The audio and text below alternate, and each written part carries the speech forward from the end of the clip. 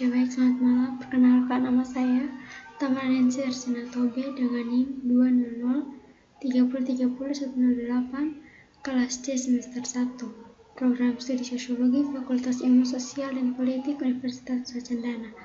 Saya akan mempresentasikan makalah pengantar ilmu politik buku ke-9 Politik Data Dunia Subjek Hak. Bab 1 Politik Data Dunia Isian dan pengantar. Pada tahun 1983, Ian Hacking menggambarkan periode antara 180 dan 140 sebagai long range angka cetakan di Eropa dan Amerika. Peretusan dulu merefleksikan konsep biopolitik Mikhail Foucault yang mengarahkan populasi dengan karakteristik sendiri sebagai objek pemerintah pada abad ke-11 abad. Penekanan ini terkait dengan perkembangan tidak terkecuali lahirnya sains statistik, pertahanan utama presentasi, tetapi juga sains terbaik seperti demografi dan probabilitas, dan praktik produksi data seperti sensus dan daftar administrasi. Apa itu politik data? Jika bukan karena perkembangan pesat internet dan data, perangkat yang terhubung mungkin akan tetapi menjadi konsep atau istilah yang relatif tidak jelas ilmu-ilmu ini. Namun data telah menjadi masalah sosial dan politik, bukan hanya karena itu menyangkut siapa saja yang tersambung ke internet, tetapi juga karena ia mengkonfigurasi ulang hubungan antara negara bagian, subjek, dan warga negara. Hampir setiap perangkat sekarang terhubung ke internet dan menghasilkan jejak digital dan jumlah besar tentang internet, transaksi, dan pergerakan apakah pengguna menyendiri atau tidak. Poin 1. Kondisi kemungkinan politik data. Membahas beberapa kondisi memungkinkan politik data dan mulai dunia baru, mana yang diproduksi subjek baru muncul, dan hak-hak baru muncul dari perubahan kepemimpinan dan pengumpulan analisis dan pengenalan data. Bagian 2. Dunia. Internet adalah infrastruktur rumit yang terdiri dari objek, peralatan, kabel, router, server, sakral, dan perangkatnya merupakan material teknologi unik. Tidak seperti transportasi material besar-besaran lainnya dari kota-kota industri dan pasca industri, serta infrastruktur transportasi dan komunikasinya. Materialitis internet sebagian besar tidak terlihat dengan berbeda di tempat lain. Yang ketiga, mata pelajaran. Munculnya data sebagai objek pemerintah menyebabkan munculnya subjek yang mengambil posisi dalam dan mulai berbagi menurut diri dan tantangan yang ditimbulkannya daripada menempati posisi yang sudah ada. Subjek diproduksi melalui berbagai interaksi digital, dan pada saat yang sama digital jejak membentuk dan mengatur subjektivitas mereka yang bagaimana mereka dikenal dan diatur.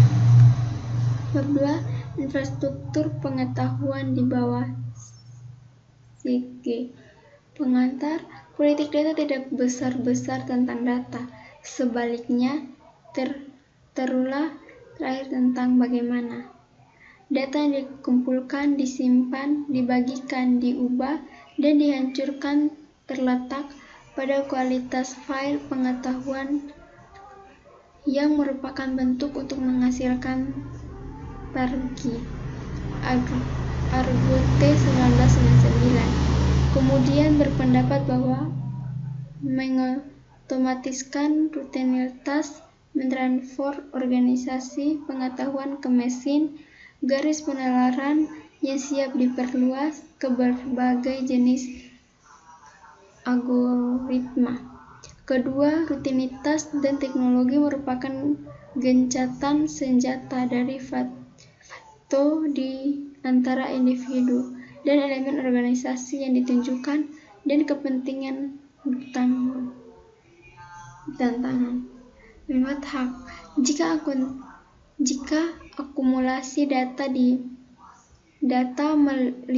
melintas subjek, itu juga merupakan mereka dengan klaim hak tertentu yang menyangkut akumulasinya. Siapa yang memiliki, mendistribusikan, menjual, mengakses, menggunakan, menyesuaikan, memodifikasi, dan membedakan data menjadi objek perjuangan mengklaim hak atas modalitas tersebut.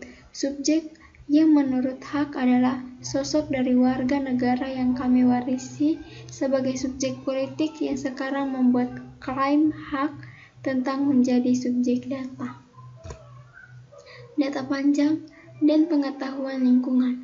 Beberapa macam pengetahuan lingkungan seperti pemantauan cuaca, air, kualitas air, polusi udara, dan aktivitas seismik menyangkut apa yang terjadi di masa sekarang, seringkali dengan tujuan untuk memprediksi jangka panjang, jam ke hari. Banyak sistem semacam itu mengumpulkan data besar, data lingkungan, dan model data. Kumpulan data panjang yang abadi dan dikurasi dengan cerita memori ilmiah adalah oleh karena itu di antara sumber data paling berharga dari ilmu lingkungan modern. Koleksi semacam ini membutuhkan perawatan berkelanjutan. Menjaga semuanya tetap jalan. Gagasan Nelson dan Wilder tentang rutinitas sebagai gencatan senjata di antara kelompok yang berkonflik dan tujuan munculnya dengan sangat jelas dalam catatan banyak sistem data lingkungan. Sebuah contoh ekstrim dari salah satu gencatan senjata tersebut bahkan selalu krisis rudal Kuba di 1962. Layanan cuaca Kuba, Uni Soviet, dan Amerika Serikat berlanjut untuk bertukar data cuaca. Bab 3. Terhadap informasi menuju teori algoritma kritis. Kita sekarang hidup dalam cakrawala penafsiran yang sebagian besar ditentukan oleh menangkap data dan artikulasinya dalam dan mulai algoritme. Ruang baru ini mengalami laman dan makna menciptakan amplop baru untuk valorisasi ekonomi dan mengarah ke bentuk baru kontrol dan eksploitasi, dan selanjutnya ke situs baru untuk konflik sosial. Kebebasan. Saya ingin menyarankan salah satu pendekatan penting untuk memikirkan tentang algoritme dan data untuk mempertahankan bagian konflik sosial teknologisme di dalam bentuk algoritmik. Cara untuk melakukan ini adalah dengan mengeksplorasi secara lebih rinci praktis kerja mikro atau tugas mikro baru yang bentuk-bentuk baru tentang kerja yang dimungkinkan oleh teknologi komputer. Kekacauan. Selanjutnya, mari kita lihat penggunaan algoritme yang paling canggih di Amazon gudang. Di toko fisik Amazon, banyak objek dikemas dengan rapat menjadi ruangan gudang yang dikelola secara kompleks melalui suatu kompleks tumbuhan teknologi.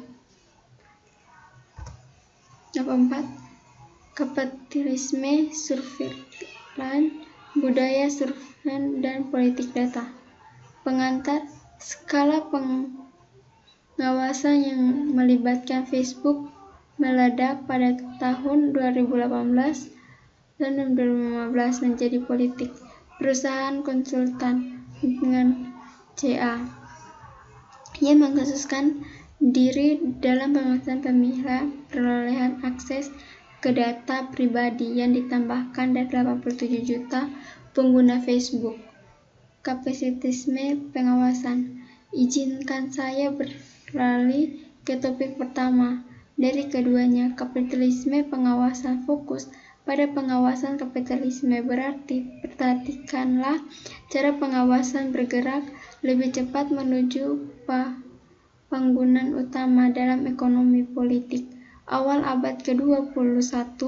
Ini adalah untuk memahami kekuatan besar dan profitabilitas data pribadi, dan untuk melihat mengapa kita hanya berusaha tetapi di Departemen Pemerintah. Budaya pengawasan.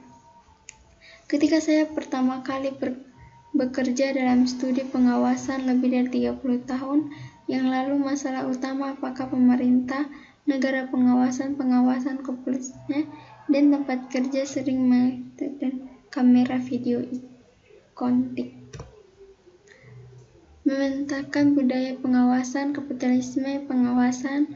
Berbicara tentang budaya pengawasan dan kapitalisme pengawasan, jelas untuk terlibat analisis sosial skala besar yang berkaitan dengan pengawasan abad ke-21, memulai budaya survei masyarakat.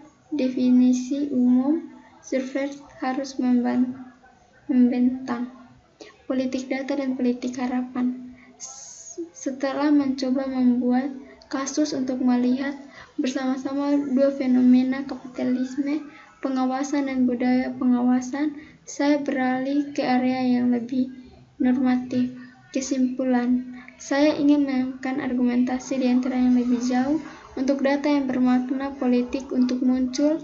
Tampaknya martabat manusia dan terutama keputusan lembaga tidak hanya untuk dilihat dalam berbagai tanggapan terhadap kapitalisme pengawasan, tetapi juga menjadi ditegaskan kembali dan didorong.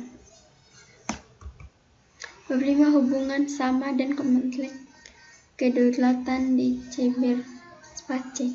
Ketika internet pertama kali muncul, banyak yang memberitakan bahwa ini akan menjadi yang utama, tantangan terhadap kekuatan negara pada umumnya dan kontrol negatif negara otoriter pada khususnya. Komentar yang lebih baru memiliki menekankan sebaliknya, bahwa internet memperluas dan mengingatkan kapasitas negara bagian di dalam dan melintas batas teritorial konvensional. Dorongan teroristik di dunia maya. Proyek penelitian berbasis universitas menggunakan file pendekatan metode campuran untuk mendokumentasikan sensor internet telah mengoperasikan kekuatan negara atas dunia maya dalam batasan-batasan teritorial dalam generasi persyaratan. Kontrol generasi pertama mengacu pada sistem sensor internet defensif yang didirikan dan diperbataskan negara, dengan pemerintah membatasi akses warganya ke sumber daya online. Tembok api besar Cina menjadi contoh pola dasar. Kata penutup, sekian dan terima kasih presentasi dari saya.